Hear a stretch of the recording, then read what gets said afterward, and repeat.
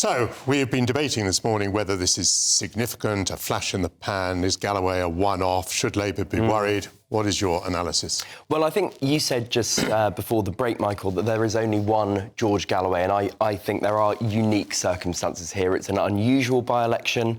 There are particular issues at play. He is, as you said, a very charismatic, a very visible person, and I think I'd be very surprised if this was replicated at the general election. Labour have just put out a statement where they said if Labour had stood a serious candidate, because there were really serious issues with the person who was nominated to be the Labour candidate at this by-election. If Labour had stood a proper candidate, they would have won this by-election. I think that would be the case. Oh, you believe that, do you? Because I think this is such an enormous victory for Galloway that I really have to doubt, even if Labour Party had thrown its resources, the Labour Party had thrown its resources behind a candidate.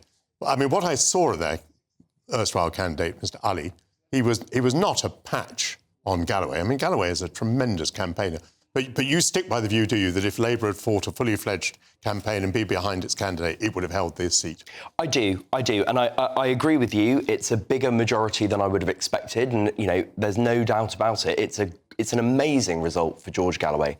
I think that majority, just to tell listeners and viewers, was 5,697. Yeah, and earlier in the week, people were saying, hot tip, Galloway might win the by-election. Galloway might win the by-election. Yeah, and he hasn't won the by-election. He's absolutely trashed the That is not a narrow victory. And I don't think anyone could reasonably claim that. But I do think if Labour had a serious candidate who they had backed and who hadn't been embroiled in the controversy that he had been, that they would win the seat. And I think they will win the seat back at the election, general election. I don't. But anyway, on this one-off point, yes, there's only one Galloway and there's only this by-election in Rochdale. I understand, one-off in that sense.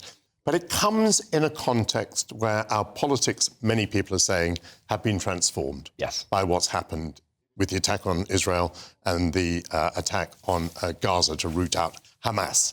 Now, that's what makes it not unique. The issues that resonated in this by-election, we suppose, by the way, Tom Harwood was saying earlier that the turnout was very high in those wards where there was a big Muslim population. The issues and the divisions that have manifested themselves in this by-election, they surely do apply more widely, don't they? Well, I think the truth is quite possibly, we don't know. And that is a sort of really interesting question going into the general election. That will be the test case. We haven't seen yet a massive sample size. We have one constituency here where it's been a big issue. If in constituencies where there are significant Muslim populations, this result is, or this feeling is replicated, that will be it'll be very interesting to see whether this becomes a big issue at the general election. Because the obvious thing to say is, well, at a general election, what will people think about? They'll think about the cost of living, they'll think about the NHS, they'll think about all of those issues on which people typically make decisions. Just pause for a moment. Yeah. I just want to bring viewers and listeners the interview that George Galloway gave to us exclusively a little earlier. He was speaking to our political correspondent, Catherine Forster. I think the revival of the civic spirit in the town is vital, and unity is important for that. But it wasn't me that dragged Rochdale's name in the dirt. It was Labour.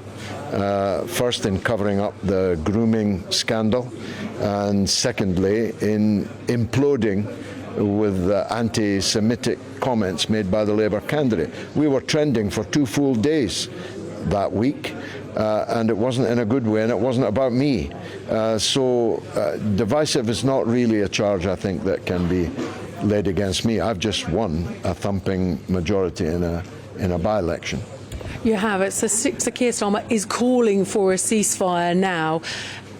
Biden is hopeful it will happen. Are you? And would you lay off him in that instant? It doesn't seem like there's any prospect of you laying off Keir Starmer. Or any prospect of them actually genuinely seeking an end to the war in Gaza. I've been saying that anyone who believes Keir Starmer is trying to end the war in Gaza, I've got a bridge in London, I could sell them going cheap. It is a totally unbelievable pretense. If he really did, he would have backed the SNP motion in Parliament, or at least not tried to wreck it, which is what he did. And he tried to wreck it because what he is asking for is a different thing. to what the SNP were asking for. And what the SNP were asking for was a genuine ceasefire. And just finally, it sounds like you've got big plans for this new party of yours. Do you hope to replicate this in seats across the country and in other constituencies come the election? Yeah, especially in this region. I don't know what will happen elsewhere in the country, but I have now received deputations from Bolton, from Oldham, from Blackburn, from Bury, and from Tameside in Greater Manchester, and that's just the deputations I've received. We've got 59 parliamentary candidates ready to go, and we'll stand in, therefore, 70 Labour seats, and either defeat them ourselves or cause their defeat. And there will be independents, not Workers' Party, but independents that we're ready to support, who will stand up and down the country, and I know of many already in the field who will now be energised by the result here tonight. I think Keir Starmer's woken up this morning to his worst nightmare. Well, what do we think about that? George Galloway speaking a little earlier to our political correspondent, Catherine Forster. Obviously very, very confident and full of it. As always. Yeah, and Michael said he thinks he will still romp home a general election. Win, I said, yes. OK, win. OK, maybe by a smaller majority then. What he didn't do, though, is campaign on local issues here. And surely local issues will play a massive part in a general election. I think they will. And I also think in a general election, people will be thinking much more about who they want to form the next government. And that's why I think Labour will win whenever there is a general election this year, because people will be voting, or more people will be thinking about who do they want to be the Prime Minister, who do they want to form the government, and ultimately that's not going to be George Galloway and his Workers' Party. So I do think Labour will come back for this. I think it's not a great night for them, but I don't think it's a disaster, and I don't think anyone painting it as a disaster for the Labour Party is correct. Well, do you think your confidence will be shared within the Labour Party? I mean, there's such a thing as objective fact and another thing which is panic. And parties are very given to panic. Do you think that Sir Keir Starmer will come under pressure now to change his position on the ceasefire question? Oh, absolutely. I mean, if you're somebody who has been pressuring him to take a stronger stance on what's happening in Israel-Palestine, this is an opportunity for you to double down on Keir Starmer. So, yes, he will come under pressure. Obviously, when Labour... there was a new poll out this morning. Labour are 26 points ahead. The last thing that Keir Starmer or the leadership want to do is appear to be complacent. So, absolutely, they will be saying, this isn't a great night. They put out a statement this morning saying they deeply regret the fact that they couldn't stand a proper candidate. But I think overall... it's a question of Labour just...